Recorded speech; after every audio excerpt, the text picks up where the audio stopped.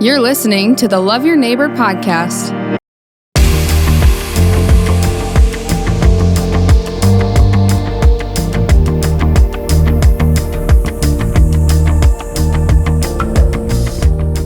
Hey, thanks for joining us on the Love Your Neighbor podcast. Today we have a very special guest joining us. Coach, leader, grandpa, dad, husband, Mayor Jim Heinitz. Jim, welcome to the Love Your Neighbor podcast. Jim, tell us a little bit about how you came to live in Brandon. Yeah, John, we moved to Brandon in 1978. I had lived in Sioux Falls, was assistant football coach at Sioux Falls College, and my wife and Becky and I were the head residents of a dorm, and I did that and then taught at Sioux Falls, Washington, and still lived in the dorm as dorm parents. And in 1977, I was offered the head football coaching job in Rapid City at Rapid City Stevens. So we'd moved to Rapid. We had two little kids. Adam was 1 and Stacy was 3. And in the summers, I'd worked for a friend of mine in the mobile home business. And in 1978, so I'd only been in Rapid 1 year, I was offered a job. He had just opened his first furniture store called Unclaimed Freight, and he was still in the mobile home business. And he asked me to come back to Sioux Falls and run the mobile home business. And I think I was head football coach, assistant basketball coach, assistant track coach, teaching biology for about $12,000. And I think he offered me about 20. And I thought, oh, boy, this is too good a deal to pass up. So I moved back to Sioux Falls, and he was in the process of building a home. He was also in the home building business, and he was building a home in Brandon. And it was a very small, really, community in 78. And it was a house, a split foyer house right next to Pioneer Park. Back in those days, there was not any of the park equipment. There was a softball diamond, and there was an ice skating rink. And we thought, kids can skate and play softball. And so we did. We moved in and lived on Sylvan Circle for about 22 years. And then in 2000, moved out on Country Club Avenue. The reason we first chose Brandon is the dealership I was running was on Cliff Avenue. Oh, sure. And it was a close, quick drive, and it was convenient. And we'd heard a lot about, it's a good community. It was a small community. I don't even know. I think probably 2,500, 3,000 people. And we'd gone to church at Brandon Lutheran, liked the church, liked the pastor. And we just decided, that's going to be a good spot. It's interesting, when I moved to Brandon in 2015, I found out for the first time that Brandon had only been incorporated as a city in 1974. Yeah, that's right. And so at that time, you're talking about a town that's only 4 years old. It was. And, the thing that struck us is there was nothing there. There was really no business district. And they had a little grocery store where the Pizza Ranch is now. And there was a Dairy Queen in that building. One of the Doppenbergs owned that whole strip area where the furniture store is now and all that. But that was really about it. And, of course, the grade school was the old school, and then the high school was not certainly the size it is now, but it was very, very small. And our kids weren't in school yet, so I guess the school didn't necessarily play into the equation that much, but it played into the equation as time went on, as our kids got into school, and we realized what a great school it was. Because by that time, I left the business world for a bit and had gone to Augie to coach football in 1981. And, it was a bit of a commute, but now the kids were in school and they, liked it. And we just felt like, it's not a bad drive. And sometimes, as you know, in coaching, that you can have some tough days, and sometimes that 20, 25-minute drive home was just about enough to go from Jim Heinitz football coach to Jim Heinitz dad or husband and get some of that out of the way before you got home. And so we ended up staying. Our eventually 3 kids all went through all of Brandon. Elementary and high school were involved in activities and sports and music and all of the different things. And it was really, truly a blessing to have them experience a great group of friends and teachers and administrators. I have a great deal of respect for the school system. I actually served on the school board for about 7 years, and during George Goulson term, and just a great experience with him and Paul Lundberg, Randy Marceau, Brad Thorson, Dan Ponch, all that crew of administrators, Greg Talcott. That's just a great group of people that had great leadership, got it, and great experience from a school standpoint. So we ended up moving out to east of the golf course in 2000, and we're still there. Yeah. So going on 44 years. Yeah. And Mrs. Heinitz, she taught in Brandon for a number of years. Yeah. She taught in Sioux Falls for 20, and then taught in Brandon for 9 years. Okay. We blazed the trail of being on the school board and still getting hired to be a teacher. It was a little tricky, but she was a great teacher, and she enjoyed her time. She got a chance to teach at the Brown Elementary, and then they moved out to the new Robert Bennis School when it was started. Cody Fitz told me, she's told me through the years, other teachers have told me the role that she played mentoring younger teachers that have been teachers in Brandon now. Yeah, I've been very blessed. I've known Becky since, I think, Becky has a twin brother, and it was Heinitz, Hutzler in the second grade, and pretty soon Heinitz was moved in between the two Hutzler twins. Pretty much she was telling him what to do, so I kind of moderated for him. So he and I were best friends in high school, and Becky and I have known each other a long time, been married 51 years. This is coming in this year.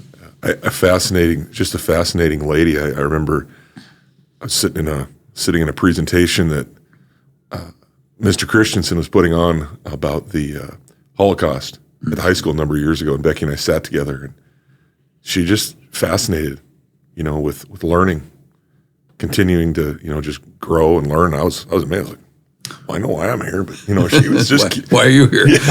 Yeah, she was a great teacher. She, I think in anything you do, you may not be the smartest person in the room, but if you're the person in the room that cares the most, you're going to be good at what you do.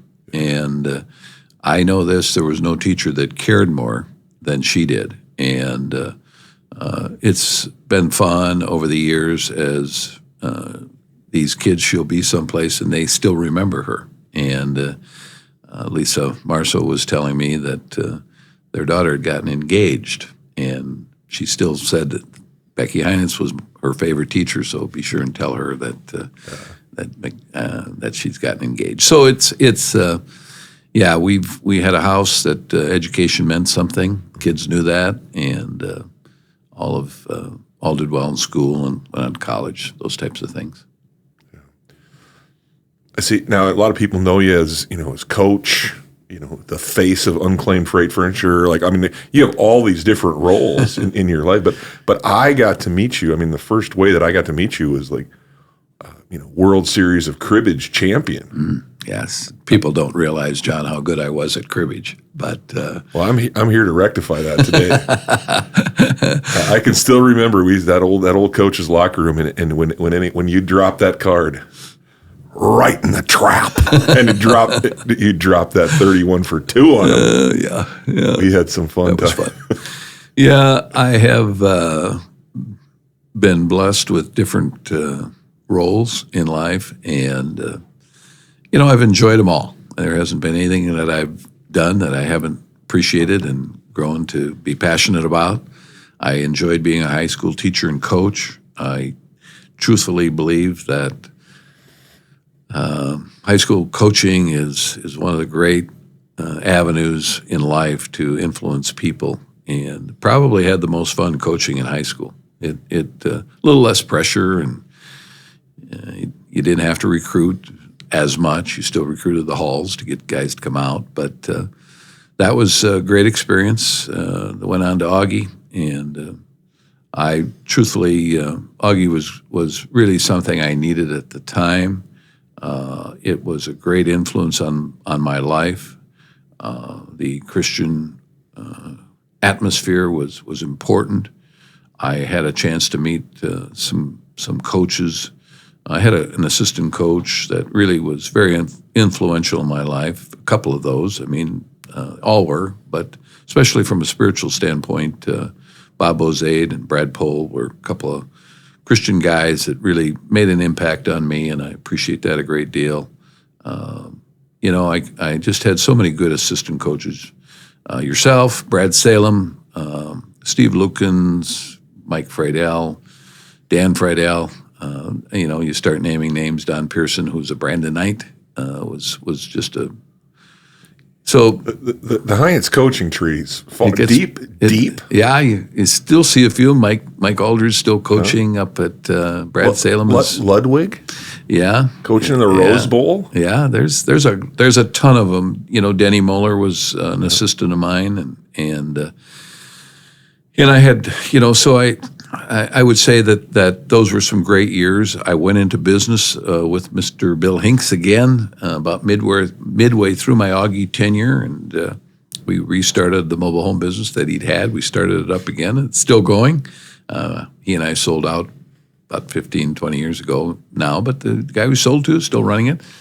And then I went back to Augie and got another 7, 8 years in, and then did go into business with Bill in the Furniture Mart USA Corporation. What a great experience. I spent my last almost 16, well, a little over 16 years in that capacity. I went as director of sales. I didn't really know what I was going to do, but he wanted to grow. We had 15 stores when I started in late 2004, early 2005. And when I left, about a year ago right now, I retired in January of 2021.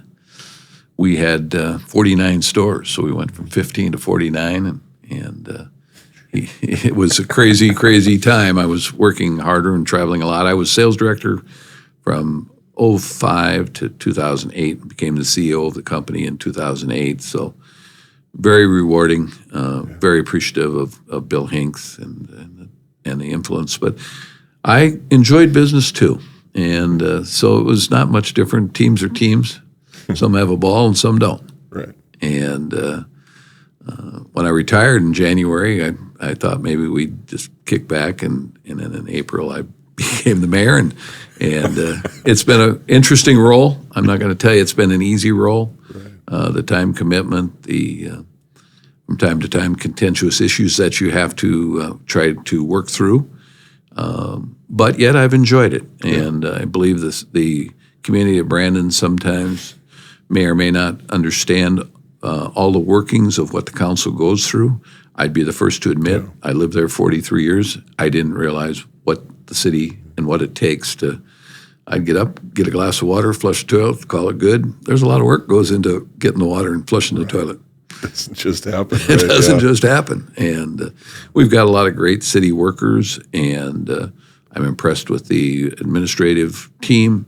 I know from time to time they get put on a tough situation. I think the council members work very hard to do what's right, and so it's been a great experience, John, to see and work through. And I'm not going to lie. I wish the city personnel were appreciated a little bit more than they are, and I think that's something that we need to work to.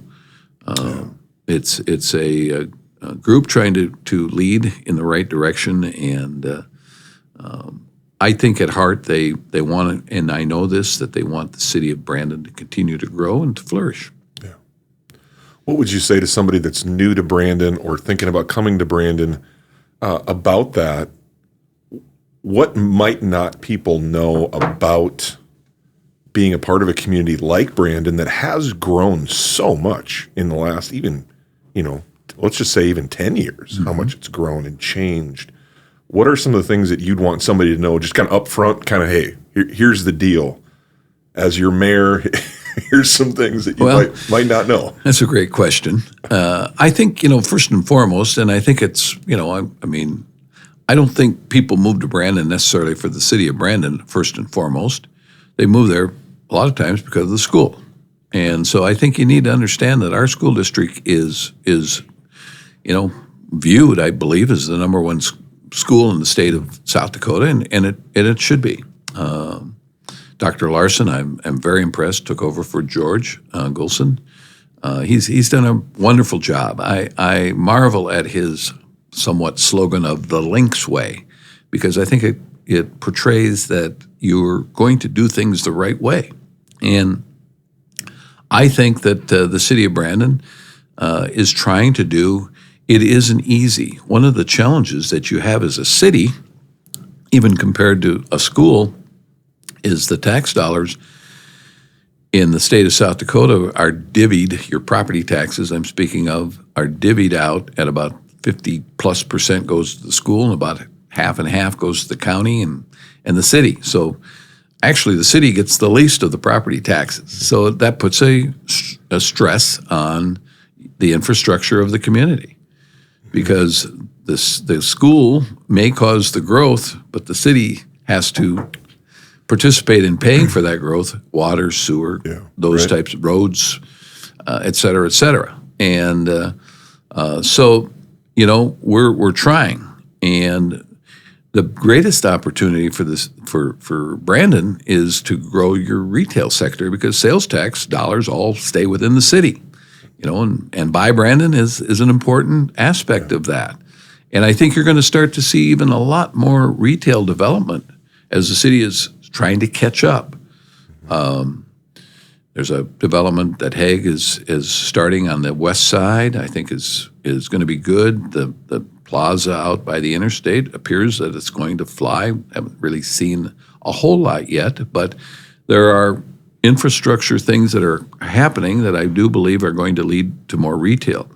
And I think you're gonna see more and more of that aspect of Brandon, as we grow, show. Yeah. And I think that, John, is something that hopefully people will embrace. It's pretty easy to jump into the car and drive into Sioux Falls and buy things. We all do that, but more and more opportunity, I think, is going to present itself that you can do that same thing in Brandon. I think from a governmental standpoint, the city recognizes the challenges, and the city administrator, Brian Reed, understands what needs to happen. We got to continue to we're working hard on the water filtration expansion. That's going to happen. The sewer decision to basically truck the sewer into Sioux Falls has been a good decision. Probably going to have to expand that as capacity is reached on the line that we have. But plans are in place for that. The CARES Act and the monies that the federal government is providing for infrastructure work is being used wisely. And I think there's an understanding of what needs to be done. Roads, some of the core areas is really being worked at. There's a plan, and again, I'm gonna really plug Paul Lundberg, who was the mayor and Paul's done a great job with the school system and is the business manager. And I don't know how he was trying to do both jobs. It had to be pretty tough, so I respect him a great deal. But put a nice capital improvement plan in place. The council is really sticking with that, and needs to be updated, which we plan on doing. When you put a plan together, you got to stay way ahead of yourself, and the city is doing that. So I think if people stick with it, they're going to see continued growth and development, and it's going to start to show over the next 3 to 5 years. I think community is a word that we all use. There's a lot of elements to community, but you mentioned our city staff, employees that work for us. I think I just drive down, Hawley, and I see just the work that goes into watering the flowers and putting up the Christmas lights. I mean, that's a job that everybody appreciates, but not many people say thank you for. How would you say we could, as citizens? This is a Love Your Neighbor podcast. How could we love on our city staff? What would be some good meaningful ways to do that from your perspective? Well, I think the most important way is, and it's a two-way street, I think communication is a huge deal. I think there's a lot of misunderstanding, John, of what the intentions of the city are before the actual action is taken. And I think I would encourage people to learn before they say. I think we as a city have to do a better job of communicating what our intentions are, and I think those things are being worked at. But I think I would ask that there be more trust both ways, and it's easy to be critical when you don't have full understanding of what's being attempted. Growth is a very difficult thing. I've found out in my 8-month or 9-month tenure that there's two words that you don't like in government. That's called annexation and assessment. And they are a part of growth that I think is eventually inevitable. Right. And so it takes understanding, it takes planning, get involved. We have,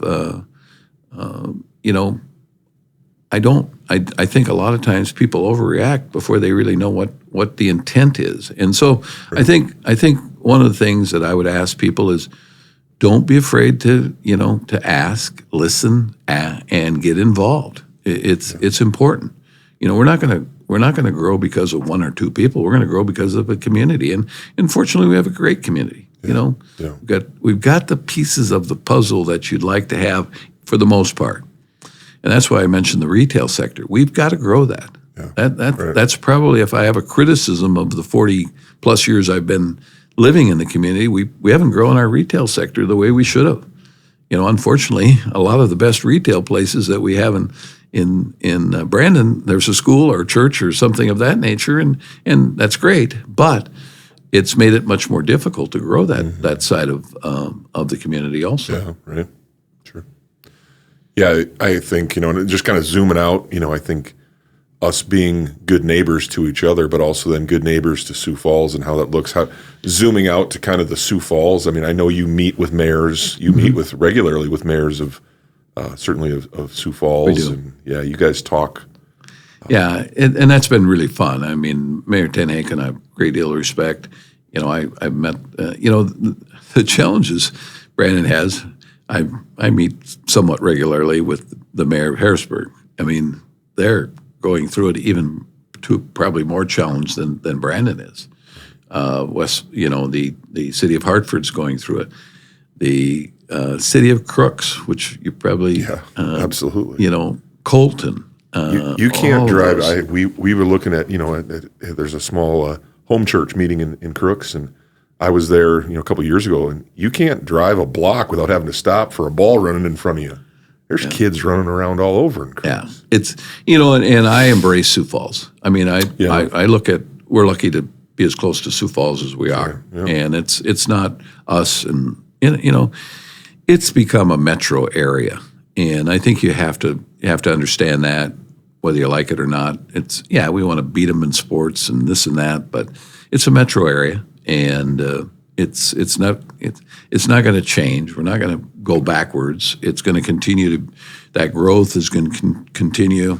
I remember driving on Rice Street you could, as soon as you got by Casey's, it was 55, 65 miles an hour all the way to, you got to the interstate, so to speak. Yeah. And so that's all going to change, and you're going to continue to see growth. I always think about Bert and Odie and the Odie family that farmed, west of Brandon for so many years. I bet if they were still around, someone would go, "Whoa, what happened here?" But it's growth. Yeah. Well, Jim, I appreciate you being here today. Thank you for taking time to share your passion and your life. And I want to thank you on behalf of my family and all families in Brandon for your willingness to step up and serve in this role as mayor. I'm sure it's maybe not the retirement you planned on, but it's honestly, Jim, it's good for you. You're good at it, man. Well, it's been fun. I mean, I've enjoyed it. It's been fun to learn, and I don't care if you're retired or who you are. Learning is still fun, and it's the essence of life. And so it's like I said, John, when you flush that toilet in the morning, there's a lot more going on than anybody realizes. And even when you flush it like 3 a.m, right? yeah, that's exactly right. No, so we got a great community. Appreciate the people of the community. We've had certainly some issues that have been challenging, but I've had a lot of people say, "Hey, thanks for stepping up," and I appreciate that, and I appreciate you saying it. It's been a very rewarding experience, and at some point here in the next couple of weeks, I've got to make a decision whether or not I'm going to run. There's days I think, yeah. There's days I think, maybe it's more time commitment that I'm willing to give. But regardless, I've enjoyed it a great deal. Oh, thanks, Jim. Thank you, John. Thank you for joining us on the Love Your Neighbor podcast. The purpose of the Love Your Neighbor podcast is to build community one conversation at a time. You can help us build that community by sharing the podcast on your social media channels and rating our podcast on whatever platform you're listening from. Another way is to let us know of any neighbors who have a story. Go LYNX!